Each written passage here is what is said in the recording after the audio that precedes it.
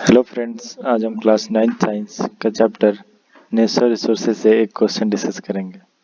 Question है, soil is formed by water.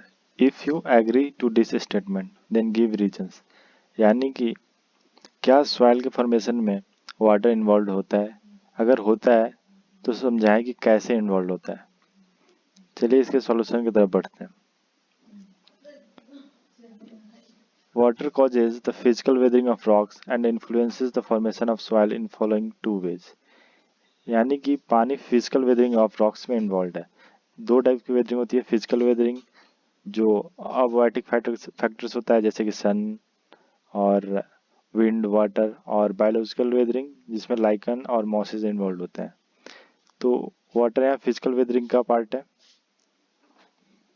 और पहला है, it gets into cracks of rocks form due to uneven heating of different parts of the rock by the sun. On freezing the water expands in rocks and breaks down the rocks. यानी कि uneven expansion of rocks due क्या होता है, जो सन है वो दिन के समय रॉक्स को हीट करता है तो एक्सपेंड कर जाते हैं, और रात के समय जब सूरज नहीं होता है तब रॉक्स कूल करते हैं तो उस समय कॉन्ट्रैक्ट करते हैं।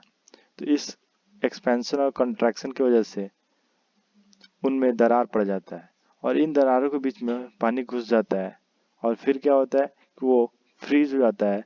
तब ये दरार और बढ़ जाता है क्योंकि फ्रीजिंग के बाद वाटर का वॉल्यूम बढ़ता है तो दरार और बढ़ जाता है और इस तरह रॉक्स को तोड़ देता है।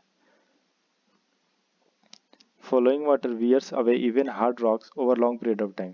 यानी कि जो फ्लोइंग वाटर है जैसे कि रिवर्स का वाटर है वो जब पत्थर से होकर गुजरता है तो वो सॉइल बनाता है। उस समय क्या करता है, रॉक्स को घिस घिस कर सॉइल बनाता है। Fast flowing water generally carries various sized particles of the rocks downstream. On the way, these moving particles rub against each other and the resultant aberration form smaller particles।